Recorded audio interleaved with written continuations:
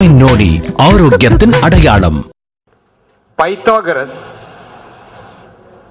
was in India and had a one-to-one meeting with Buddha, and Pythagoras was the guru of Socrates, who was the guru of Plato, who was the guru of Aristotle, and the Pythagoras theorem is there in the Vedas thousands and thousands of years ago.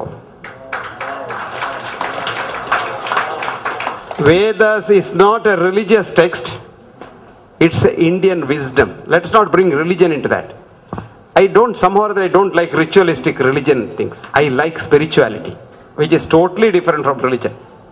Spirituality is simply sharing and caring. What is caring? Caring for others in capital letters, C-A-R-I-N-G, in capital letters. As long as you love another human being and worry about other human beings' welfare, you will never ever get any sickness in life. I'll teach you some simple things how to do that. Doctors went on strike in 5 places in the last 25 years. Saskatchewan in Canada 25 years ago. Los Angeles County in New York, in USA 15 years ago, Bogota in Colombia 10 years ago, St. James Hospital in Dublin 5 years ago, Israel 4 years ago. The strike continued for as long as 15 days in some place like Dublin to 6 months in Saskatchewan. The audit now shows every strike in every country, the duration of the strike, death rate fell down precipitously. Disability fell down precipitously. And what is interesting is, in Ireland, in Israel, where there was a strike recently, the peace was brokered between the very recalcitrant government and the fighting unionistic doctors were the morticians. You know who the morticians are? Undertakers. Because they had no business for coffins at all. So the morticians went to the government and gave some money and said, please give the doctors some higher pay, let them come back to work because our business is almost stopped.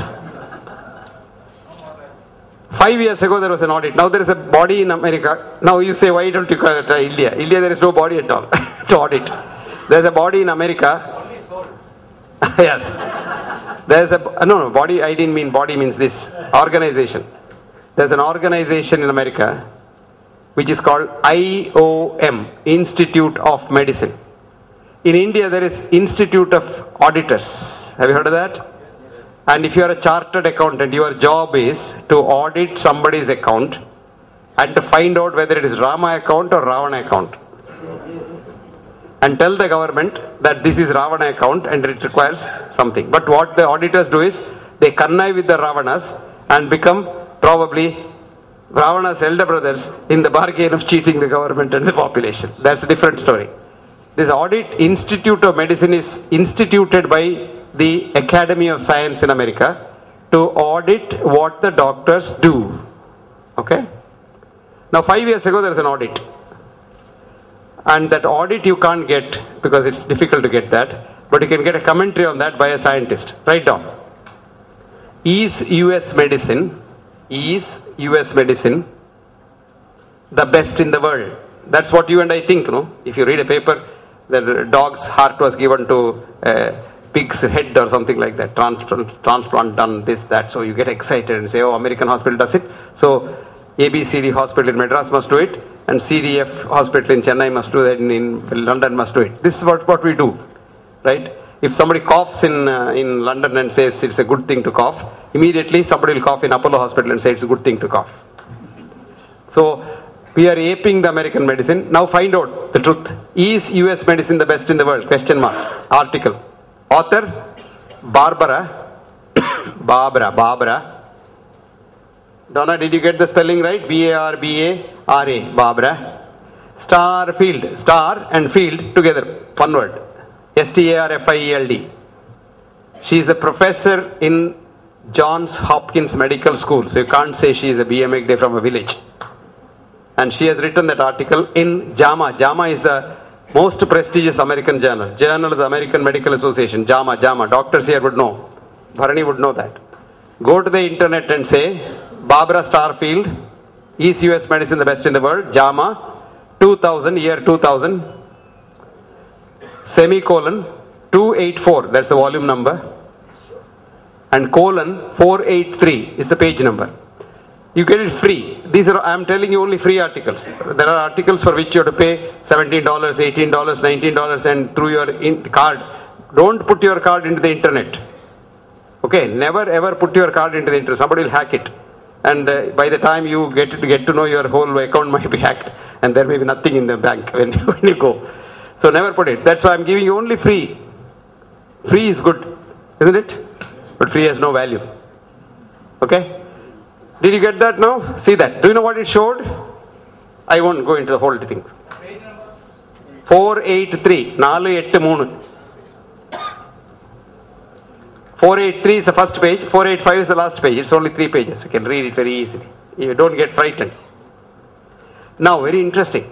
It showed 3 things. A, the leading cause of death in America in 2000 was heart attack. Second cause was cancer. Third cause, doctors, hospitals and drugs. This madam knows. So I must tell her something she doesn't know. There's the latest article. This article is called Death by Medicine. The author's name is Gary, Gary, G-A-R-Y, God, Apple, Ronald, Yellow. Gary, Null, Null, Navy, Uncle, London, London. Gary Null. You don't have to go to any journal because Gary has put it in the internet. So you go to the internet, Google, and say Gary Null, Death by Medicine. And if you want to read the whole thing, Gary Null has written a thick book called Death by Medicine. Now, you know, what are we taught in elementary school? We must get first rank, isn't it? Doctors were terribly worried in 2000 because we are third rank. Third rank is not good. Now we are first rank. The leading cause of death in America are doctors, medicines, and surgery, and unnecessary intervention. Labeling people, human beings, poor human beings who are well, labeling them as disease, and creating diseases. Cholesterol is a disease. I don't know what cholesterol is a disease. Huh? Now, if you say my finger is a disease because my finger is grown by me, isn't it? Your cholesterol is produced by your own liver. You think the liver is foolish to produce cholesterol? Well, I can't understand this philosophy at all. When I tell this in our conference, they all say, heretic. They didn't burn me like in the olden days, heretics were all burnt. Once I was talking in American College of Cardiology 25 years ago, saying that coconut oil is the best fat for the heart. This was 25 years ago. It was a 10-minute lecture, 25,000 cardiologists. That can happen only in 3 cities in America because 25,000 people must be in the auditorium. And each one must face you. There's a sort of small camera in front of a group of people. Everybody will see you. And they ripped me open for half an hour questioning. All that is over. Ultimately, one young cardiologist told me, you are talking through your hat. You know, if you are to work in America, you will be in jail. Then I told him, young man, go home. Do you have a small baby? He said, yes. How old? 6 months. I said, go home and get your American baby food and see what fat it has got. If it is not coconut oil, your baby will be dead. Because there is only one fat in this world which is just like mother's milk. Just like mother's milk, coconut oil. Anna and myself take 3 times bath. The first thing that I do when I get up in the morning is have a nice bath. Because the last thing I do when I go to bed is have another bath.